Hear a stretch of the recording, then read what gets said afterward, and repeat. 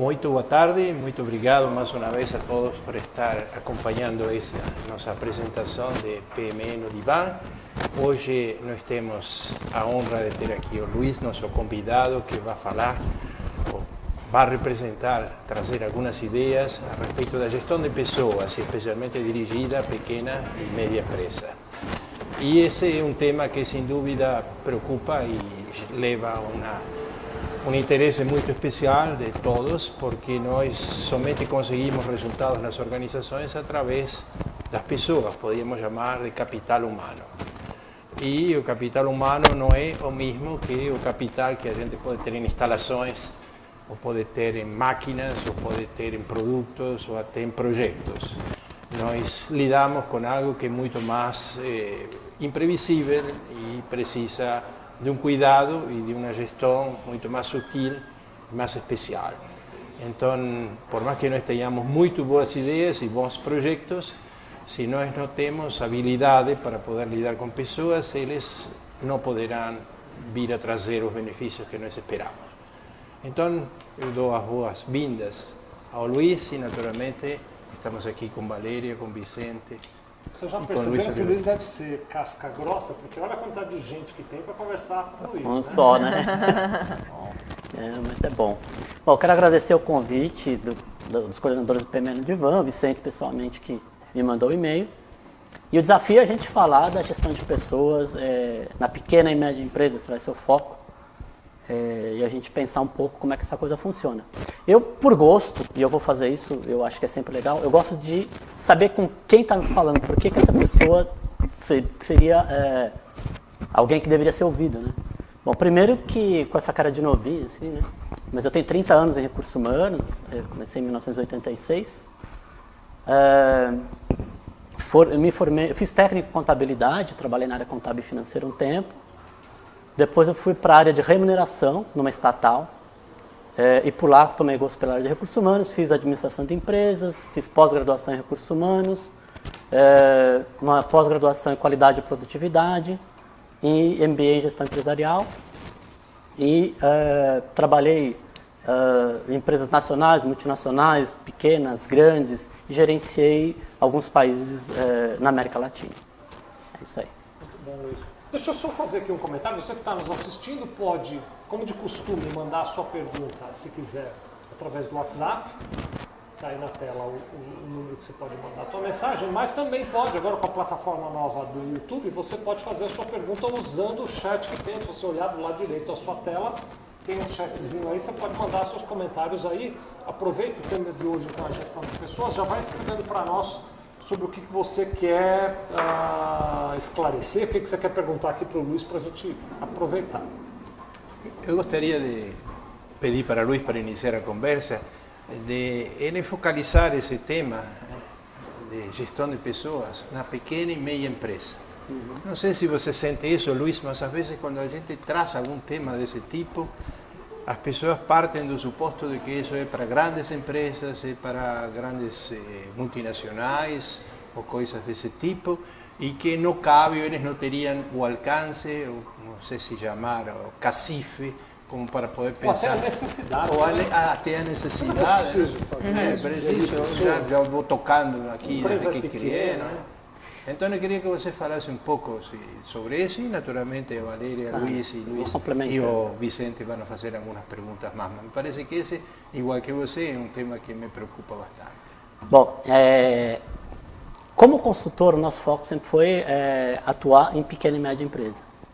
Trabalhei em grandes empresas e a gente adquiriu alguma experiência, mas o que eu sentia? Que as pequenas empresas têm essa necessidade também. Porque eu costumo dizer que gestão de pessoas sempre existe. Tá? Você pode fazer uma boa, média ou ruim. Né? Se você tem uma pequena empresa, e aí você pode estar falando, por exemplo, eu conversava com uma pessoa que ela tem uma casa grande e tem 12 pessoas trabalhando com ela. É quase que uma pequena empresa. E ela tem gente lá trabalhando há 27 anos com ela. E aí eu perguntei, poxa, como é que as pessoas ficam aqui tanto tempo? E o grande foco, quando a gente fala de uma pequena empresa, tá em como eu trato as pessoas, como eu me relaciono. Quer dizer, a questão do bom dia, do boa tarde, da gente tratar as pessoas com um certo carinho. o que a gente vê é que quando a gente começa uma empresa, uma pequena empresa, é um desafio danado. Primeiro a gente não sabe se vai dar certo, a gente vai colocar um dinheiro. Quando a gente começa uma empresa com cabeça de empresário, ou seja, eu vou montar um negócio para resolver um problema de alguém que tem esse problema e eu sou capaz de resolver, bacana. Agora, dura aquele que perdeu o emprego e vai montar um negócio por falta de opção. Então, a ideia é a gente focar naquele cara que quer ser um empresário, porque ele quer ter um negócio e vai ter uma empresa que quer crescer. Então, a gestão de pessoas, ela vai existir sempre. Esse é o primeiro ponto. Pode ser aquela gestão de pessoa ruim, tipo, você não fala com ninguém, cria um ambiente ruim, menospreza as pessoas, ok. Mas as pessoas, quando entram na tua empresa, eles querem crescer, eles querem ganhar dinheiro, eles querem comprar uma casa, eles querem comprar um carro, assim como a empresa quer crescer, quer ter lucro, o dono da empresa quer crescer. Então os objetivos são os mesmos. E não muda muito de uma empresa grande. Agora,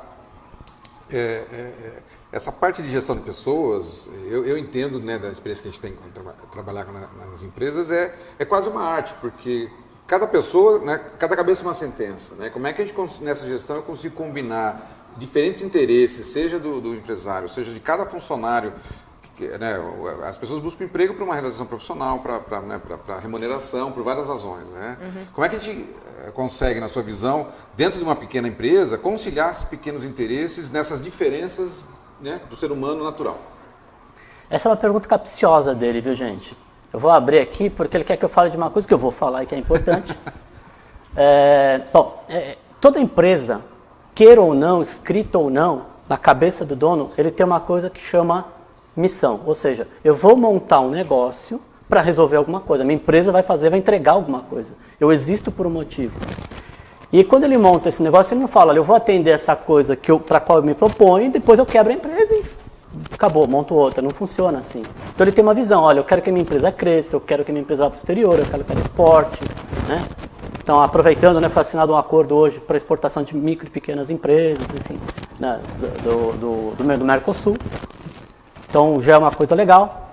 Mas, fundamentalmente, se eu não tiver, claro, na minha cabeça que seja, não precisa estar escrito, mas na minha cabeça que seja, para que existe a minha empresa e onde é que eu quero chegar, fica muito difícil eu alinhar qualquer coisa.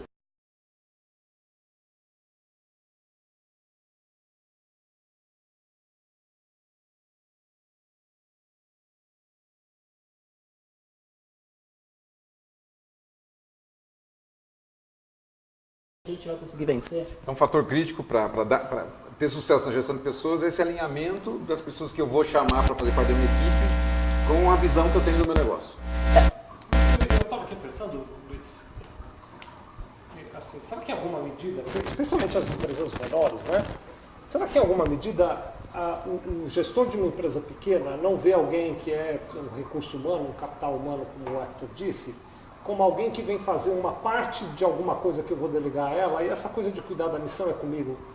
Assim, será que não se gasta pouco tempo em contar qual é a tua missão? Simplesmente diz, olha, você vem aqui, você pega esse papel aqui, todo dia dobra em 4 pedaços, põe na gaveta, quando chegar outro papel você dobra de novo em 4, põe na gaveta, e eu não te digo exatamente por que você dobra, que papel é aquele, por que fica naquela gaveta, por que quando chega na tua mão, o que acontece com aquele papel depois que ele sai daquela gaveta, se é que ele sai daquela gaveta. Então eu não te conscientizo do todo que você faz parte e te coloco num pedaço pequeno e digo, cuida desse pedaço pequeno, deixa que o resto é assunto meu.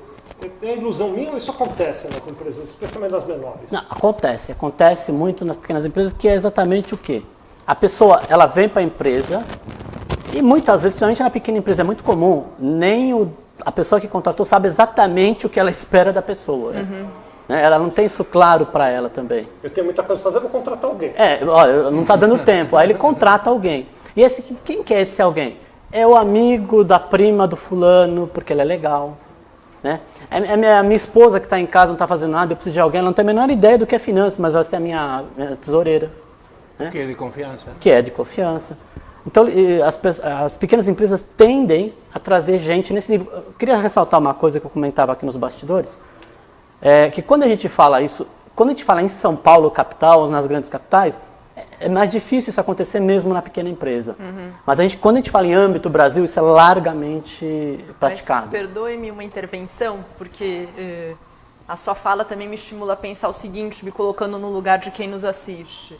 ora, Luiz, mas eu não tenho bala na agulha para contratar um esperto em finanças, contratar pessoas tão qualificadas. Então, com os recursos que existem, o que eu consigo, e dado que a confiança é algo chave, e isso a gente sabe que eu acabo, como que a gente faz num pequeno e médio, num pequeno e médio negócio para trazer excelência, dado esse limite?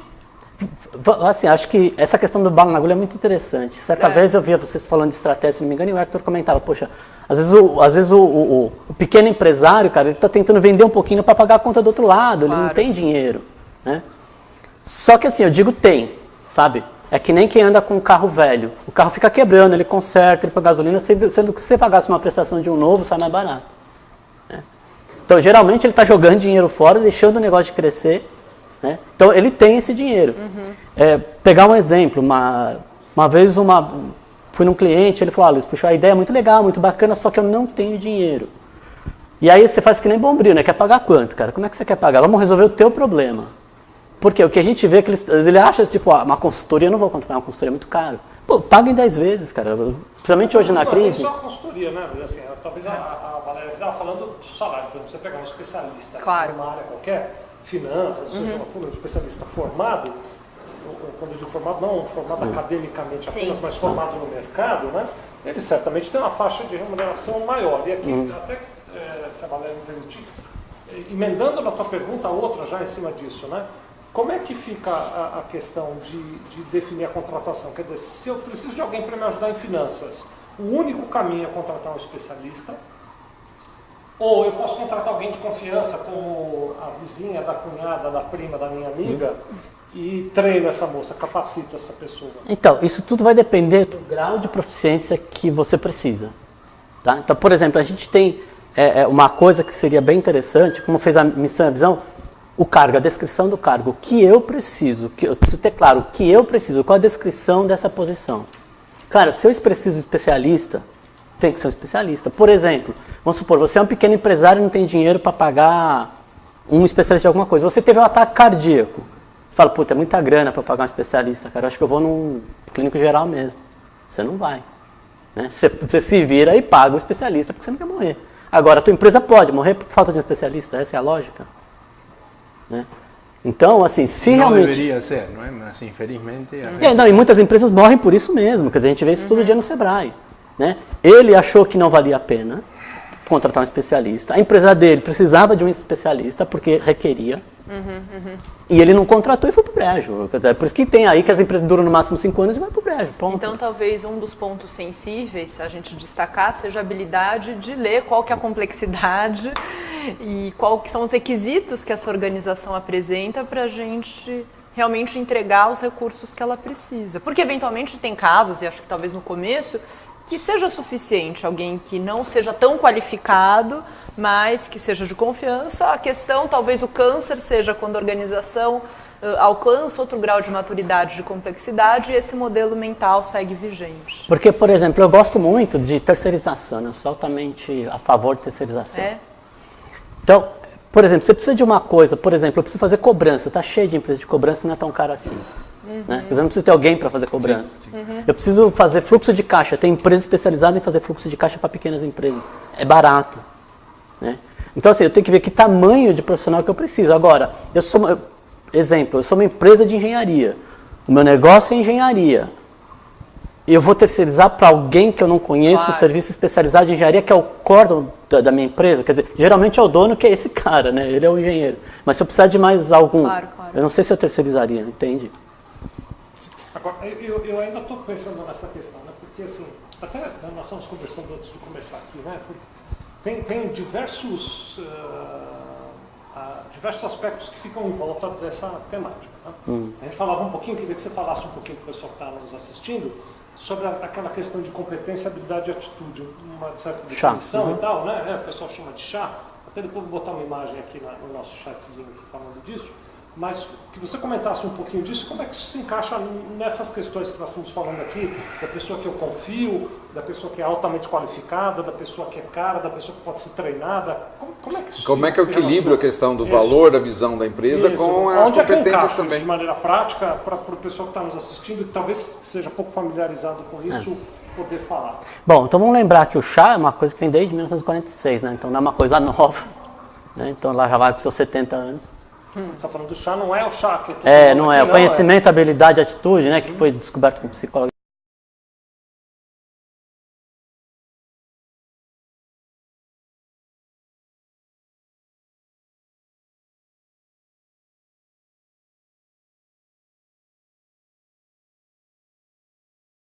Conheci.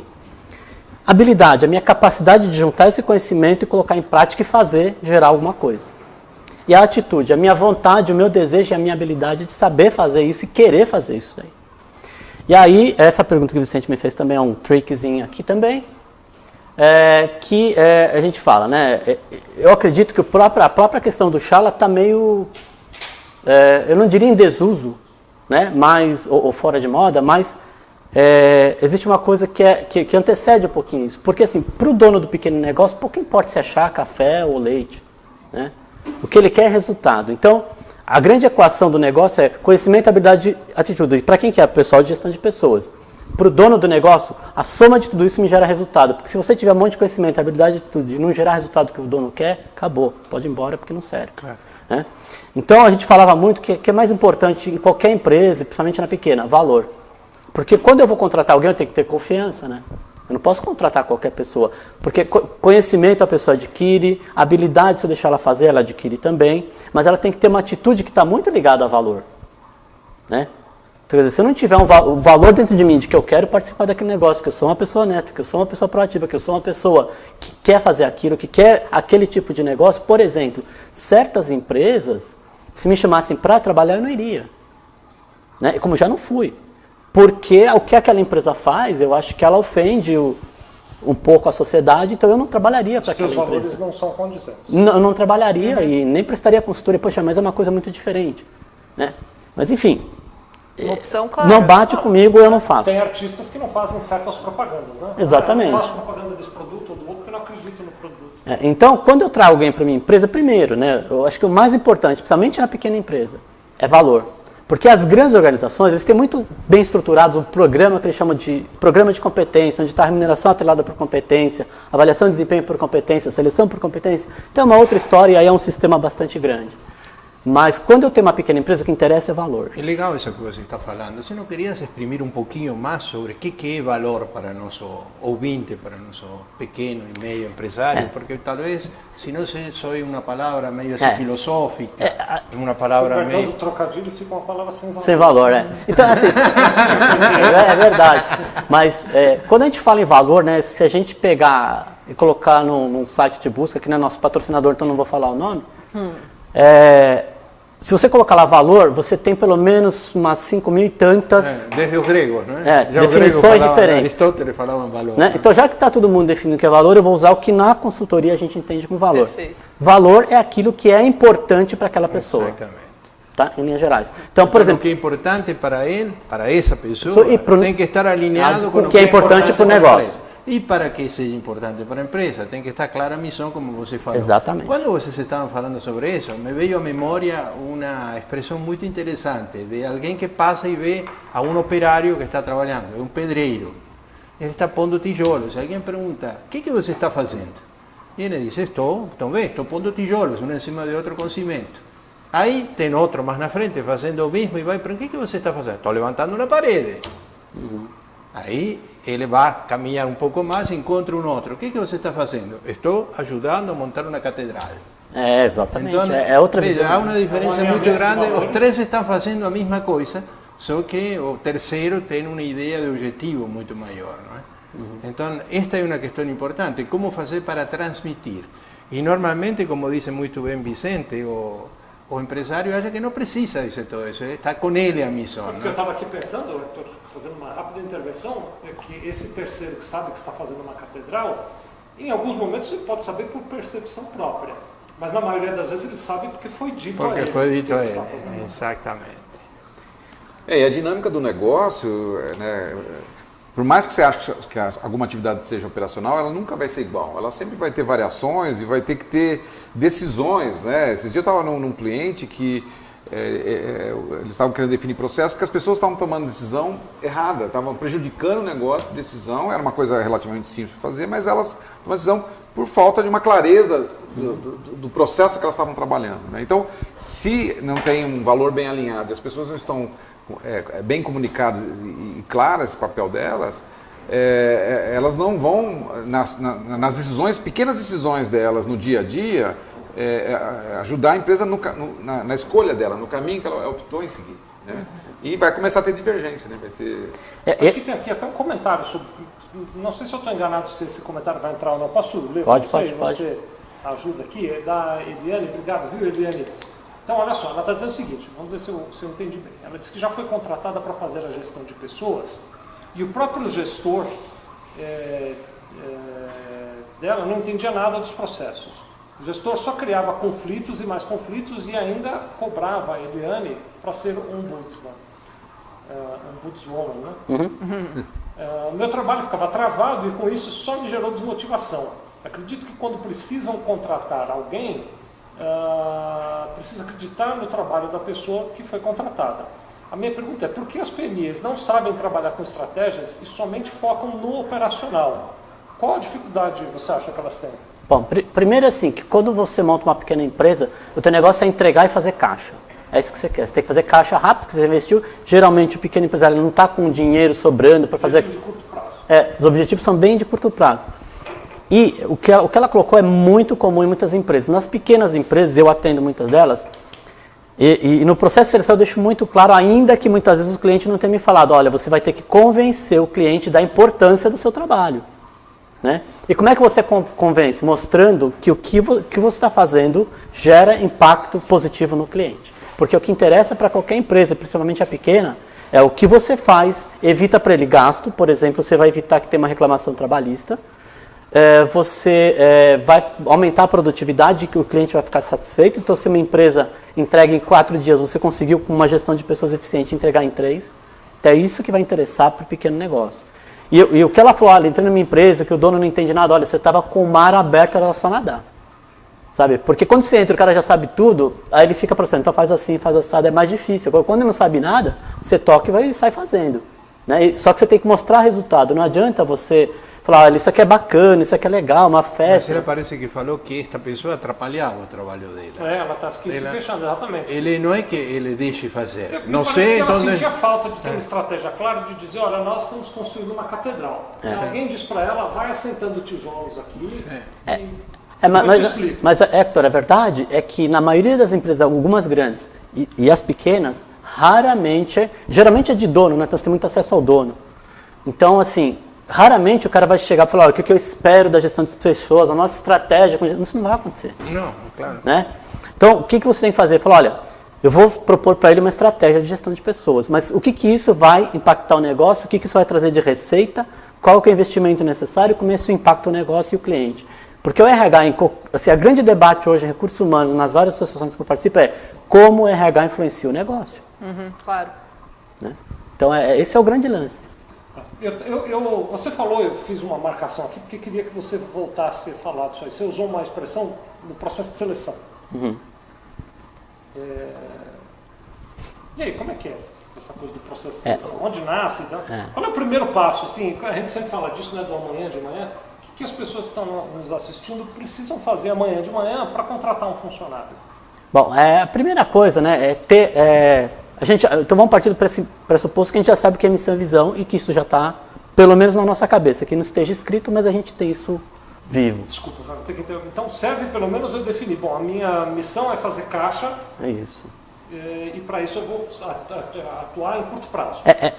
Só para a gente falar um pouquinho de missão, assim, geralmente a missão eu acho que assim, uma visão mais nova, assim, antigamente era, qual que era a minha missão? O que eu vou fazer, não é mais, né? A minha missão é o seguinte, o que eu vou resolver para o meu cliente? É o seguinte, esse é o lance. Qual a solução Então, que eu fazer estou dando? caixa não pode ser minha missão.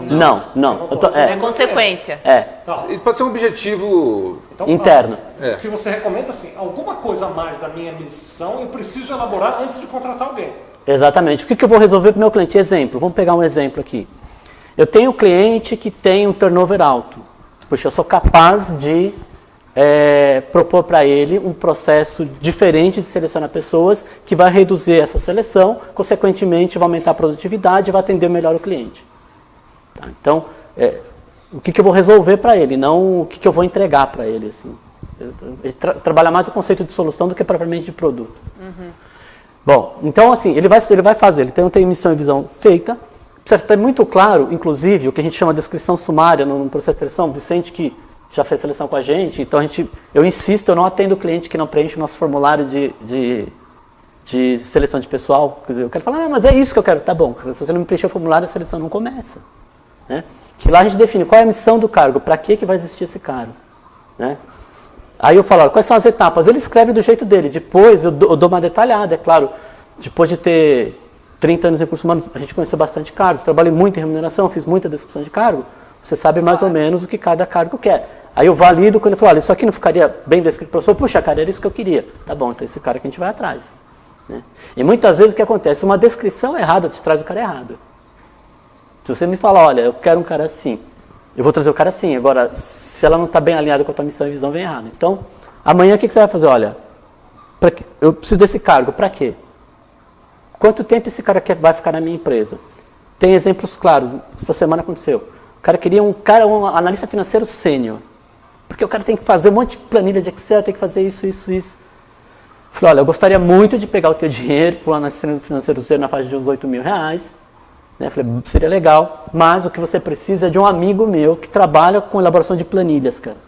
Então, contrata o serviço dele, te resolve isso em 2 dias e você não precisa mais desse analista financeiro.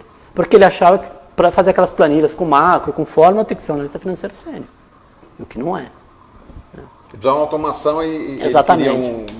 Então, assim, precisa ter muito claro, fazer descrição, olha, o que o cargo precisa, quais são as atividades que ele vai desenvolver, em quanto tempo eu preciso que ele desenvolva. Pelo que você está dizendo, Luiz, o que parece é que a tarefa de contratar alguém não começa com a contratação, e sim com a preparação de quem tem que contratar. Claro.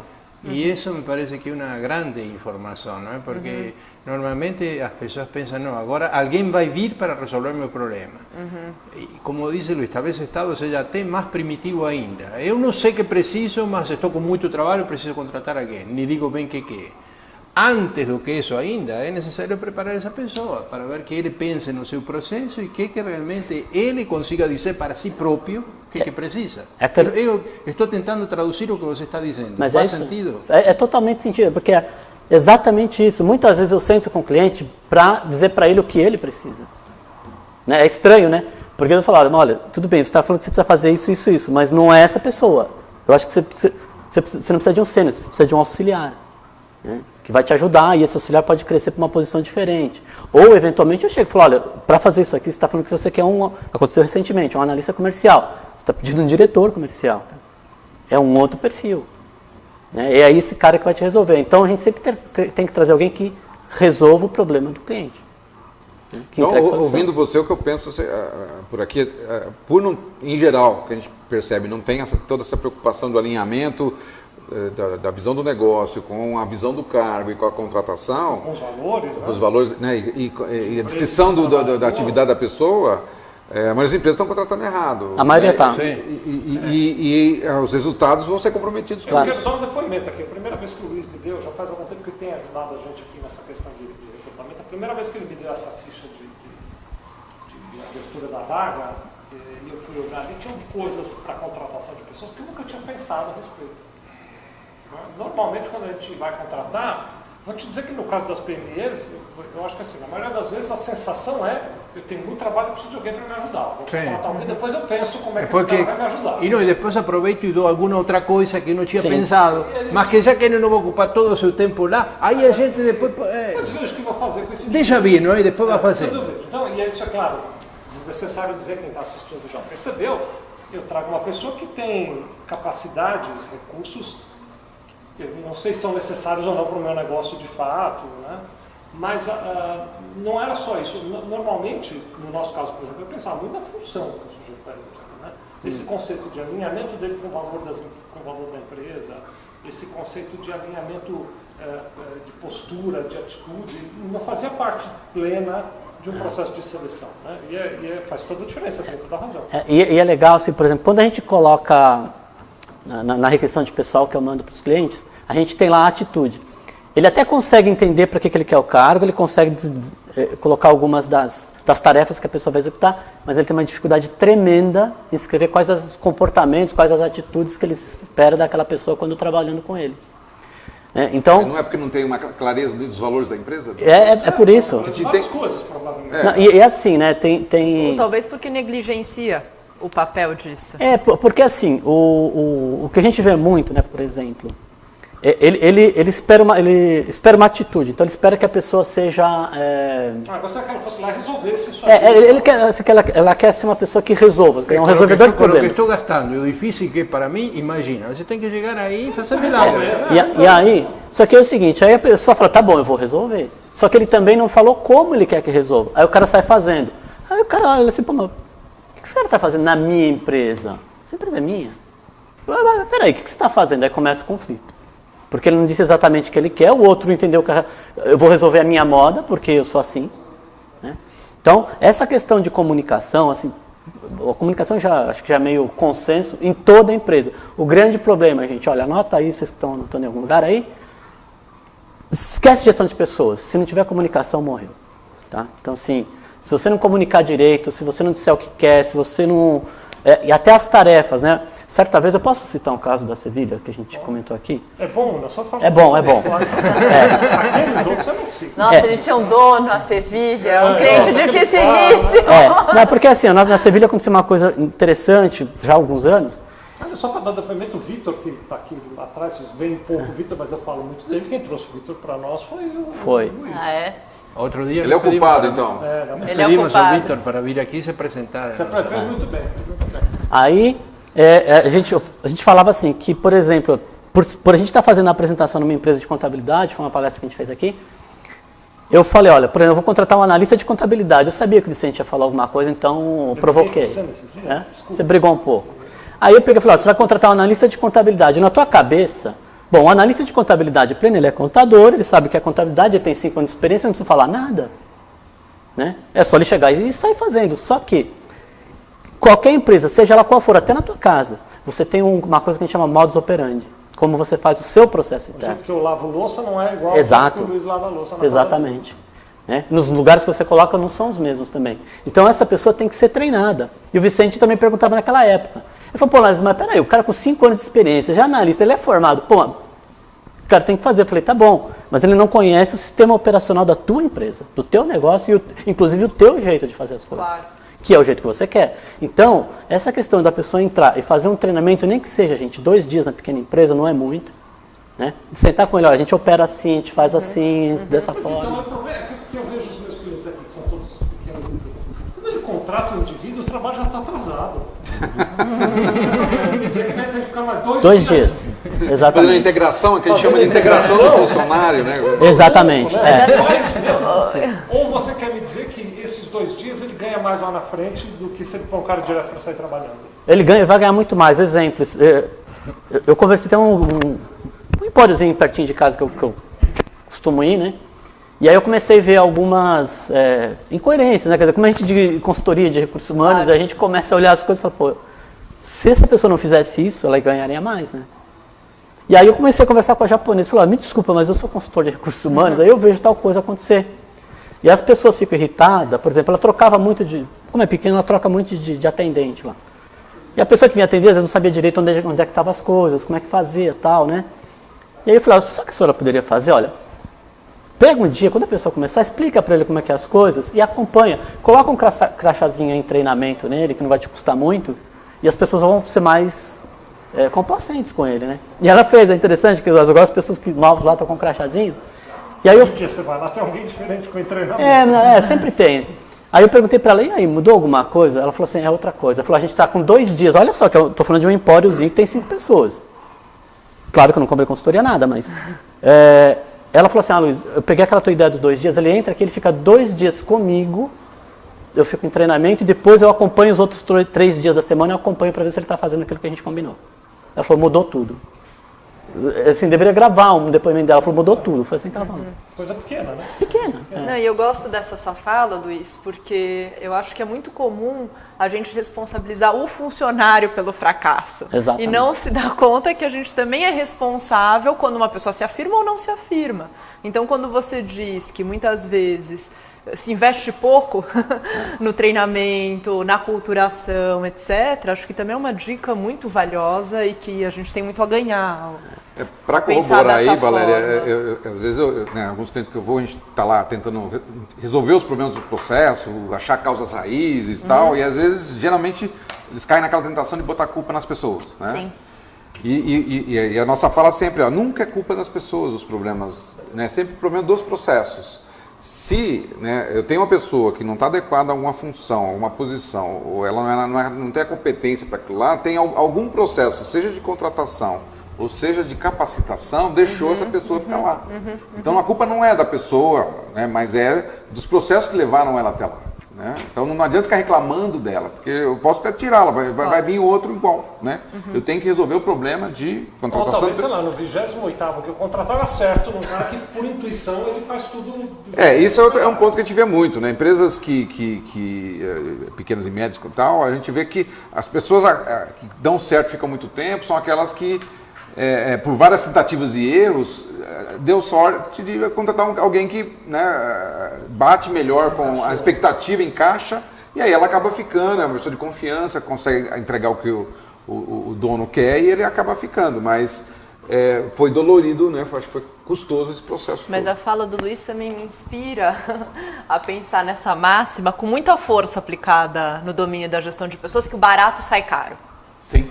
Não cuidar desse processo, não ter processos bem definidos, não investir no treinamento. Ah, mas tem tanta coisa para fazer, como assim? Vou deixar aquela pessoa 2 dias em treinamento externo, em algum outro tipo de treinamento.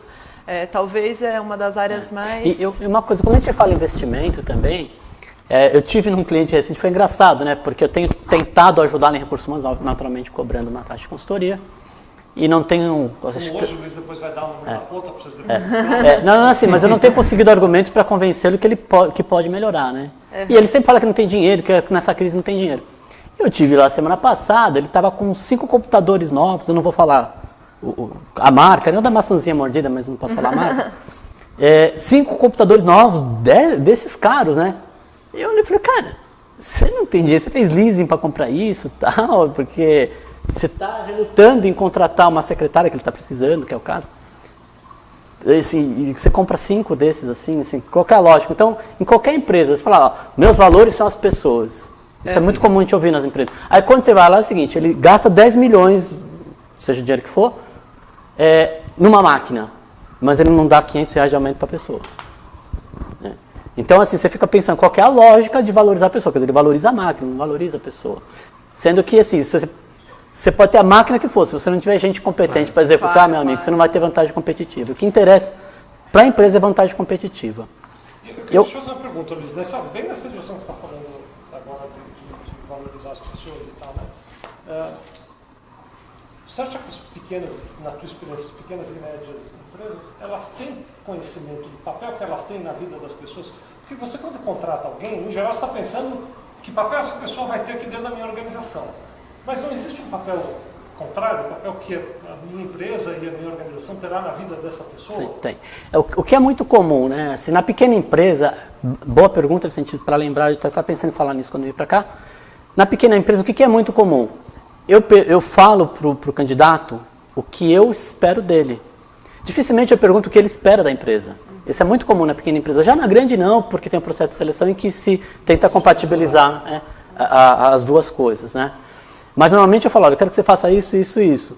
Aí o cara está desempregado, pagando aluguel, ele fala, você aceita? Ele vai falar que não, olha, eu vou pensar. Não, ele aceita. Né? Só que não era exatamente aquilo que ele queria.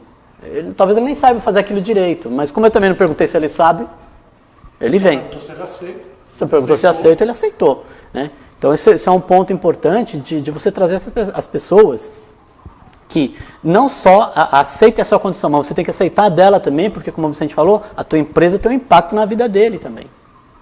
Não sei se é isso. O que você falou é importante. Normalmente na pequena empresa ou média empresa, a expectativa é de sobrevida da pessoa. Eu vou ver se consigo um emprego para depois ver se consigo uma coisa melhor. Uma firma maior. Não é? É o que o pessoal fala que é um trampolim, né? Então, essa é a questão. Eu posso até entrar em uma empresa pequena que tenha planos de futuro, que queira crescer. E uma empresa que queira crescer tem que preparar, tem que investir em preparar pessoas. A gente comentava aqui, né, a questão da empresa com dois ossos, aquela de busca que tem dois ozinhos no meio aí. Do né? quê? Dois ossos. A Google. Não é patrocinador, então a gente não pode falar. Então, assim, essa empresa, assim, ela é relativamente, o escritório dele é relativamente pequeno aqui. Né? Mas mundialmente é um baita do negócio. Eu estava atendendo um cliente, o Vicente conhece, não vou citar o nome, mas porque eu não tenho permissão para isso, mas eles estavam em fevereiro descendo com 14 pessoas, hoje estão com 150, e quando eu fui atendê-los há 2 anos atrás, estava com menos gente e tal, é uma empresa que tem uma estrutura multinacional, ela é uma empresa que tem uma tecnologia única, as outras empresas usam a tecnologia deles pagando royalties, né? Só que quando eu comecei a conversar com as 14 pessoas que estavam lá, eles achavam que estava numa empresa fundo de quintal, e a maioria falava, é isso, se você achar uma coisa melhor eu saio. E olha só que ridículo. E a gente está falando de fazer um programa de integração de 1 hora, hein? De mostrar o que é a empresa, o que nós fazemos. Né? E eles estão fazendo isso lá. E hoje eu vou lá, que estão com 150, eu vou lá com 150 e tal, e às vezes eu pergunto, né, sacanagem do consultor, né? Você vai lá e fala assim, e aí, cara, você gosta da empresa? O que vocês fazem exatamente? Os caras já estão sabendo o que a empresa faz, o que eles são, onde é que é a sede. Porque quando você mostra a sede nos Estados Unidos, é um baita do negócio bonito, né? Então, assim, às vezes... Você se sente parte de uma catedral. Né? Exatamente. Eu trabalhei numa empresa, que inclusive é essa aqui, em que o escritório aqui tinha 86 pessoas. No Brasil tinha 86 pessoas. E no nosso escritório devia ter umas 30, porque tinha muita gente espalhada pelo Brasil. Muita gente lá se sentia numa pequena empresa. O que eu fiz? Um programa de reintegração. O que eu fiz?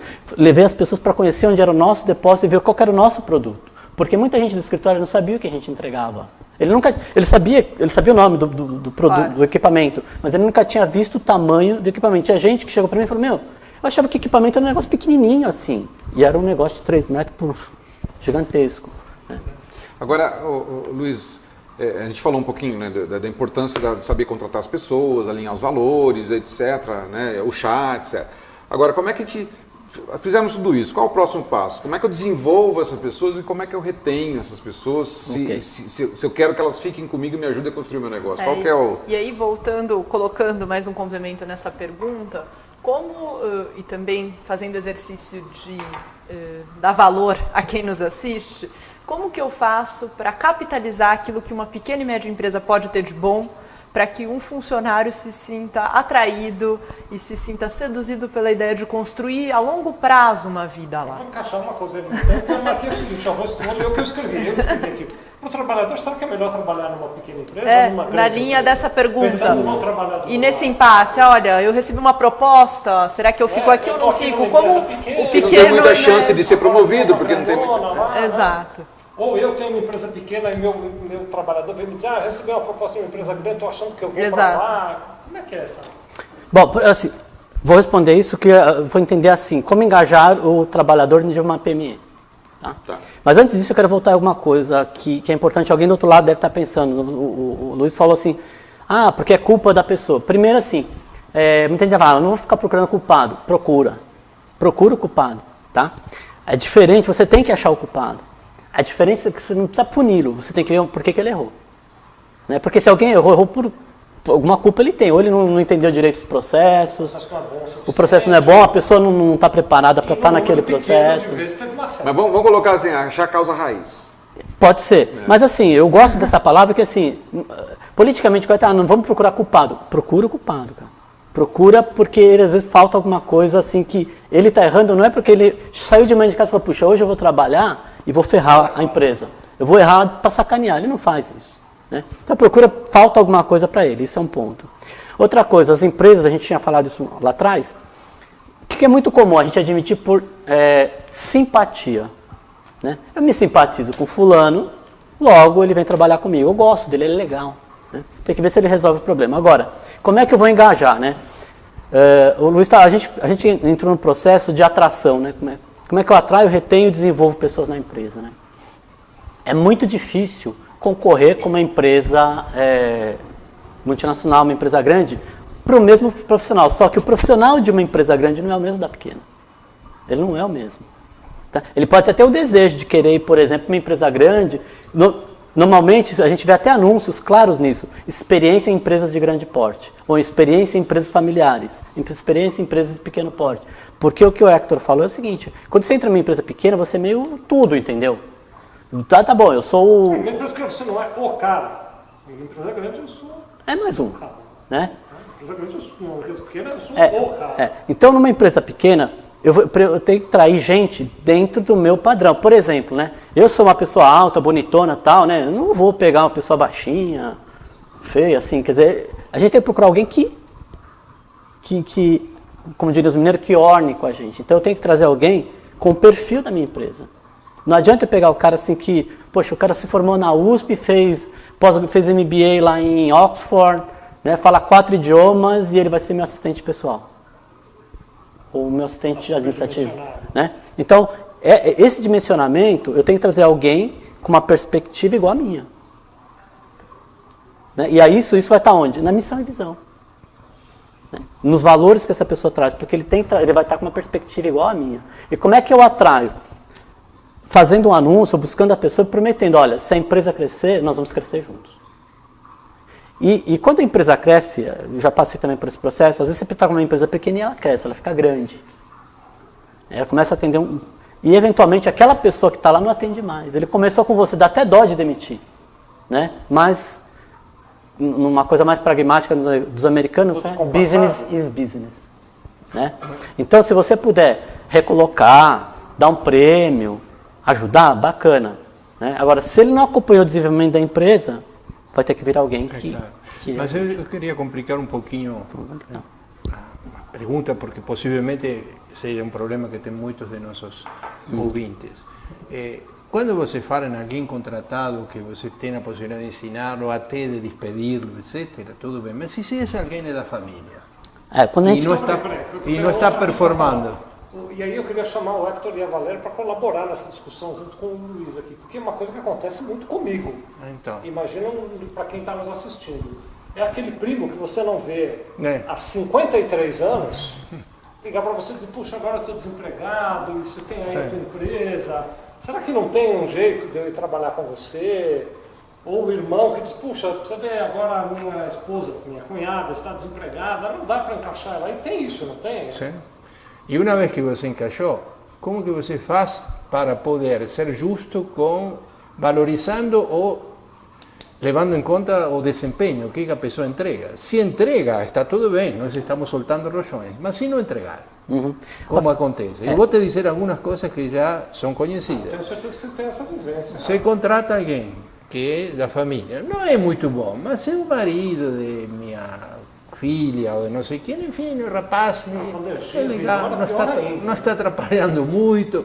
E aí, como a empresa vai bem, você vai mantendo. Mas um dia a empresa começa a entrar em crise e a empresa não vai bem. E você tem um peso. Como faz para dispensar esse cara? Naquele momento tem que dispensar. Essa é a resposta que todo mundo procura. Tem a minha, mas eu acho assim, se você perguntar isso para, sei lá, 500 gestores de RH, você vai ter 500 respostas diferentes. Quando a gente trata de empresa familiar é muito sério. Eu sempre digo, né? Se você não precisa da pessoa e você vai deixar ela como um peso morto na empresa, faz o seguinte, dá uma mesada para ela, fala, para te ajudar, fica na tua casa, eu digo que eu vou te dar uma mesada até você arrumar emprego.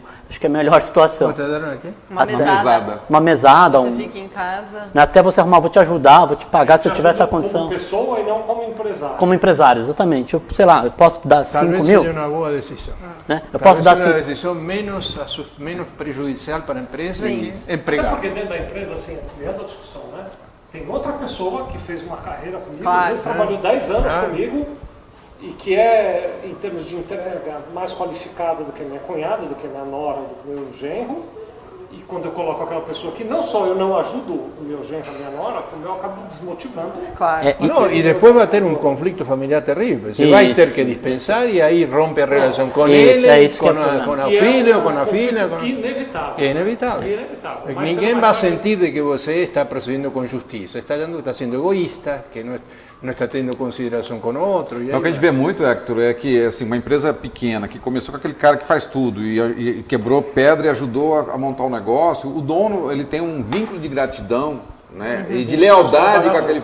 Eu vejo muito nas empresas que né, você vê algumas pessoas que estão lá, não estão no perfil mais adequado, etc., mas... mas esse cara descarregou o caminhão comigo quantas vezes? Então acaba, né, por um vínculo de... Até um vínculo de lealdade, que é um valor. Eu acho que é um valor que ele tá sendo honesto com o valor dele de gratidão, etc. Talvez a saída seja outra, concordo. Mas eu vejo muito isso por aí também. Mas o que é legal, esse cara, por exemplo, poderia ser o treinador dele dos novos colaboradores, por exemplo. Se ele tem que ficar lá. Passar os 2 dias com um dos novos colaboradores. Exatamente. Eu acho que talvez tem que adequar uma função, tira ele da frente, porque ele está atrapalhando aquele processo que precisa de outro tipo de perfil e ele pode culpar outro. Né? E se é uma pessoa que tem bastante experiência, coloca ele para resolver problema de cliente. Cliente tem problema toda hora mesmo. Pode ser. Não é como tipo a moça fala o ombudsman, né? Mas o ouvidor da empresa, alguma coisa assim. É porque assim, uma pessoa dessa tem uma experiência que com certeza é útil para de alguma forma para o negócio. A gente só tem que achar o melhor lugar para ela. Mas aqui nós estamos falando de uma questão muito importante que nem sempre levada em conta e também isso passou na minha própria vida de experiência profissional e comigo mesmo. É que é necessário encontrar uma compatibilização entre a complexidade da tarefa e a competência da pessoa. Sim. Nem todas as pessoas têm a mesma competência e nem todas as tarefas a mesma complexidade. Se eu erro e dou uma tarefa complexa para quem não está preparado, evidentemente vou provocar uma frustração na pessoa e vou dificultar na empresa. Se faço o contrário, dou uma tarefa muito simples a alguém que é muito mais competente, estou desmotivando a pessoa. Então, uma verdadeira habilidade ou sabedoria, no meu parecer, Luiz, seria importante você dar a tua opinião também e a tua experiência, há uma tarefa prévia que consiste em analisar a complexidade da tarefa, quais são as variáveis imprevistas que podem aparecer e qual é a preparação mental desse indivíduo. Não somente o conhecimento, mas a capacidade de lidar com incertezas dele. É isso que a gente fala assim, na parte de atitude, da parte emocional da pessoa, né? Que a gente fala Você tem razão, a inteligência emocional, vamos colocar aqui.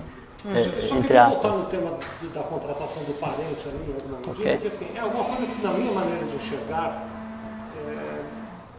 precisa de um grau de preparo incomum para as pessoas. Porque mesmo aquele parente que faz a entrega, completa a missão, que é muito competente naquilo, mais cedo ou mais tarde será cobrado de alguma coisa, porque faz parte do ambiente profissional, a evolução constante, então o teu trabalho está muito bom, ótimo, agora eu quero que ele seja melhor ainda, né? Um bom líder vai puxar para esse caminho.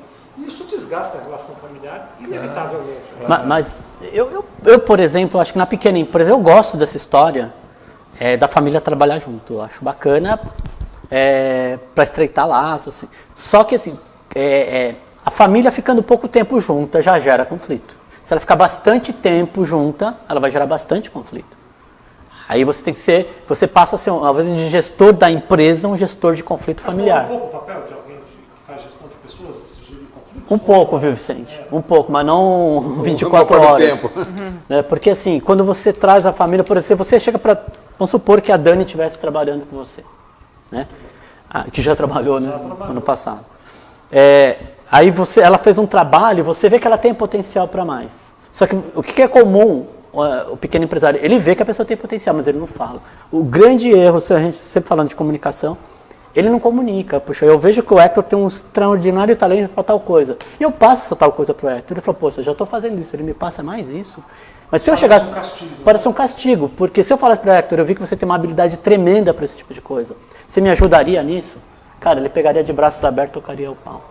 E a gente, quando é uma pessoa da família, o que você fala? Ô, Dani, eu preciso que você assuma isso aqui para mim. Eu sou mais carinhoso com ela. É o que serve, né? Que bom. Né? Que bom. Né? Mas, assim, na prática, é geralmente isso. Você não está com tempo de pegar, você precisa da pessoa de confiança e manda ela assumir a bronca. Né?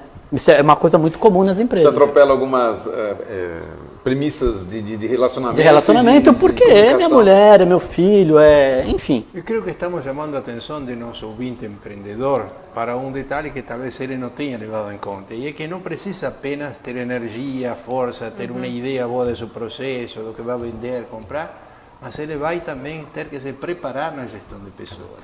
Ao contrário, ele dança. Ele dança. Pode ter a melhor organização, a melhor ideia, mas ele pode A melhor perder- solução para o cliente. a melhor solução, mas ele pode perder todo o capital da empresa se ele não cuidar do capital humano. Que significa, e não se cuida do capital humano por gostar das pessoas, é necessário preparar-se, porque é uma habilidade que requer uma preparação, tem que ser desenvolvida. Tem alguns componentes de psicologia. Sem dúvida. Parece absurdo, mas não há mais remédio que aprender. Claro. E eu, Posso pedir para você segurar o pensamento? Porque estamos assim, Não. ainda temos um tempinho, mas eu preciso fazer uns agradecimentos aqui. Claro. Não perde o teu pensamento aí, não? Então, primeiro agradecer a Aparecida Fátima que nos escreveu. Ela até está perguntando sobre seguro-desemprego. Ela quer saber quanto tempo precisa. A regra toda é que você precisa ter 12 meses de trabalho, tá bom, Aparecida? Obrigado. Temos aqui, olha, um comentário do Eliel, dizendo que está gostando do programa, obrigado, Eliel. Da Cristina, dizendo também que está gostando, obrigado. E do Bruno Gomes, que diz que está em Belo Horizonte com a turma dele assistindo, obrigado, viu, Bruno? Obrigado a todos vocês que acompanham o nosso trabalho. Pronto, eu queria só fazer os agradecimentos aqui para não deixar passar. ok. Assim, sempre eu acho que a pessoa tem que ter alguma coisa. Eu acho que você colocou meu e-mail, né, Vitor? Botou ele. Para aquele assim, tem a requisição de pessoal que a gente manda para cliente. Se alguém fala, poxa, eu queria conhecer essa requisição, como é que ela é feita, me manda um e-mail, eu mando para todo mundo que estiver assistindo, não tem problema. Não custa nada. Não custa nada. Manda um e-mail. Ou seja, eu sou português, né? Tudo por dinheiro, mas não é bem assim. Né? Bom, então essa questão da requisição já está. Só para dar o depoimento, essa questão é muito legal, mesmo que você não contrate ninguém, para você se definir em relação ao que você está procurando em quem você vai Exatamente, contratar. exatamente. Pede para o Luiz, você vai Eu vou gostar pedir, muito. viu, Luiz? Pede. Eu estou curiosa para ver Pedir a como... mão. Ela é simples, mas é bem efetiva. E agora, assim, a pergunta também que faltou, né? O que retém a pessoa numa empresa dessa? Primeira coisa, está alinhado com o negócio. Outra coisa, eu já vi muito, assim, o que acontece? O pequeno empresário, ele A cresce. crise de mercado também retém, não é? Também, né? Não, mas assim, O que eu faço? Aqui está ruim, mas lá fora é pior, não é? não, mas assim o pequeno empresário, ele cresce, o que ele faz? Ele vai lá e compra uma BMW. Comprar? Uma BMW. Dinheiro sobrou, né? Aí a pessoa tá lá e fala, pô, caramba, ele tá do lado do dono, né? Ele fala, pô, o cara comprou uma BMW e não compra nem um micro-ondas pra gente esquentar a marmita aqui, né? Então, assim, tem um pouco dessa Sabe que eu tenho coerência. clientes, eu posso citar aqui, são muito cuidadosos em relação a isso, que se podam até em relação a isso. Não vou comprar. Às vezes é melhor. Eu não tenho acesso a isso. Às vezes é melhor. Porque, assim, São sinais, né? Claro, Tem que ter coerência. isso é né? importante. Algo assim, eu até pensei, eu já ouvi isso de clientes, eu até pensei em comprar um carrão assim, mas depois eu parei para pensar, mas eu vou chegar na empresa, não é a realidade do pessoal, não é justo, então eu não vou. então, Eu não estou dizendo que está errado um lado ou outro, não, mas- só estou contando que influencia as pessoas. porque Ele não está fazendo para as pessoas, está fazendo por ele. por ele, exato. Sim. Não é só por não ofender as pessoas, sino que você dá conta, se fizer também não isso, quer sentir. ele dança, claro. Claro. Ele vai perder a... Então, essa questão da gente ter uma coerência, olha, eu estou ganhando bastante por tua ajuda e por isso eu vou te dar alguma coisa, né? Teve, E às vezes essas coisas não precisam, você já me ensinou várias vezes, não precisa ser um negócio gigantesco. Não. Né? Não precisa só porque você comprar uma BMW, ou para poder comprar uma BMW, que todo o pessoal da tua equipe tem a BMW, mas tem que ter um micro-ondas. por exemplo, né? Uma coisa legal, por exemplo, e eu perguntei isso em várias vezes, né? Nos McDonald's da vida, patrocinador dessa noite. Aquele quadrinho, né? Você já viram que você vai no McDonald's, destaque? Funcionário do Destaque. mês? É isso que eu ia te perguntar. Eu Eu ia pergunto, perguntar, então já vou perguntar, pronto, avaliar o funcionário faz diferença mesmo? total. Então aí bota um destaque lá na fotografia. Por exemplo, eu perguntei para várias pessoas, em vários McDonald's, falei, olha, pô, você acha legal ter a foto ali? Ah, pô, mas é um reconhecimento. Assim, quase que 100% me disse, pô, é um reconhecimento. Eles estavam contentes de ter a fotinho ali. Eu queria sair andando com isso por aí, porque ele pergunta Eu pergunto. Eu trabalhei numa grande empresa, a gente foi fazer um trabalho no México, e quando o gestor de RH lá do México veio para cá, eu tinha falado para ele da questão do McDonald's e tal, e ele implantou a fotinho na fábrica das pessoas que se destacavam, eleito por eles mesmos. Cara, aquilo virou uma briga para estar lá no painel das fotos. Sabe assim? Eu ia te perguntar. Especialmente se tiver mulher, não? Hã? Especialmente se tiver mulheres. mais. Eu não sei se tem preferência homem e mulher, mas... Não, tá na brincando. foto, não é? Na foto. Ele gosta mais, É uma brincadeira sem graça. Você sabe que somos uma empresa familiar, né? Pois Eu é. sou filha dele. Mas eu ia te fazer uma pergunta, desculpa, talvez eu estou interrompendo o Vicente, mas nessa linha da gente pensar em estratégias de valorizar, de reconhecer, de estimular as pessoas que de repente sejam simples e que não nos custem tanto. Você cita o exemplo da foto. Você tem alguns outros exemplos concretos para trocar conosco? Vários. Para pequena e média empresa, né? Pensando... Você acha que um processo de avaliação estrutural dele necessariamente precisa ser gigantesco e tal? Ou é possível numa pequena empresa ter um processo simples de avaliação, tão simples quanto uma foto, por exemplo, coisa assim? Eu não diria que mesmo para pequena empresa um processo de avaliação ele pode ser simples, porque quando ele for simples demais, né, ele deixa de elencar fatores importantes para a estratégia do negócio. Ele pode ser simples, mas não pode ser simplista. Simplório. Simplório. Ele não precisa talvez ter um SAP, né, um sistema operacional grande, Ou um 360 graus. 300, né, sabe, mas ele precisa ter uma coisa consistente e percebida pelas pessoas, porque hoje a informação é muito rápida. Você entra no YouTube e você tem muita informação. As pessoas que estão entrando nas empresas, mesmo os jovens, eles são muito informados, WhatsApp, tudo. Então, se você colocar uma coisa muito simplista, é possível que haja uma tentativa de burlar aquele processo para ele receber aquele reconhecimento. Então, você tem que colocar uma coisa estruturada. Eu não acredito que uma avaliação de desempenho simplista demais vale a pena. É melhor não ter nada, né? É melhor você fazer uma eleição, olha, como eu já vi empresas fazerem. Vocês elejam aí quem que é a melhor pessoa para ganhar uma viagem para o Nordeste aí no final do ano. Então, no final, a própria equipe elegia, né, de acordo com os critérios dela. Eles avaliavam, criavam os critérios e chegavam no final do ano, davam um nome e essa pessoa era anunciada na festa de final de ano. Ninguém se sentia injustiçado, dado Tinha uma que... sensação de injustiça? Não vi isso, não vi isso. O que eu já vi também que nessa linha é que você tem uma verba, você fala, pessoal, tá aqui, como é que vocês querem gastar? Já, muito vai comum, fazer né? churrasco, vai Faz o que quiser. comprar alguma coisa, o micro-ondas, ver que vocês usem a verba como Usem vocês... em prol, né, de vocês. E aí decidam o grupo. Agora, assim, uma coisa interessante que eu errei nisso uma vez, eu fui trabalhar numa empresa, talvez não estava muito acostumado com o tipo de mão de obra mais operacional, e fui ser gerente de RH de uma empresa grande, e o pequeno empresário, normalmente, ele acha que ele sabe tudo, porque a empresa é dele. Né? Não sabe. Não sabe. Mas é muito comum ele achar se ele ser o senhor da informação, né? Por exemplo, a gente pegou numa empresa onde tinha um pessoal muito operacional e eles esquentavam a marmita naquela... Acho que nem sei como chama, aquele que vai com água. Isso, água, isso. E ficava fervendo e tal. E a gente falou, pô, que sacanagem, vamos comprar micro-ondas e colocar lá para o pessoal do operacional, porque isso tinha no administrativo. Então compramos 10 micro-ondas bacana, moderno, fizemos um treinamentozinho como usar o micro-ondas, né? Bom, e por fim, a gente via o pessoal trazendo seu próprio esquentador com água, que tinha que colocar na tomada, outros comendo frio. Eu falei, mas que diabo está acontecendo aqui? Aí eu falei, bom, eu vou perguntar para a galera, eu vou descer lá na operação e perguntar. A técnica da pergunta, né? Falei, gente, a gente colocou micro-ondas para vocês e vocês não estão usando. O que está acontecendo? Aí um falou, olha, reuniram uma turminha, ela falou, o problema é o seguinte, é que a gente não gosta de micro-ondas. Porque micro-ondas dá câncer, isso é ruim. Então eles tinham um conceito de micro-ondas. Não fazia parte não fazia parte nem do dia a dia deles, porque era gente muito pobre mesmo. Né? Muita gente até de favela que trabalhava lá. Até porque a empresa tinha essa ideia de pegar o pessoal mais necessitado. Então, assim, o que a gente tem que fazer? Guardar os 10 micro-ondas e colocar de novo o negócio para esquentar a marmita, que é o que eles preferiam. Que acho que é um pouco do erro de dizer eu sei o que é bom para você. Exatamente. Então, assim, existe muito isso do pequeno empresário, achar que eu vou fazer um negócio para você e vai te agradar, né? Então pergunta para ele. Claro. Eu acho que nós precisamos começar a pensar em terminar, mas não dá para pensar muito também, né? Já deu horário, já deu. 3, né? Assim, uma última coisa, só que eu não queria ir embora sem deixar de falar disso aqui, Luiz. Em alguma medida, o perfeccionismo do chefe interfere nessa relação?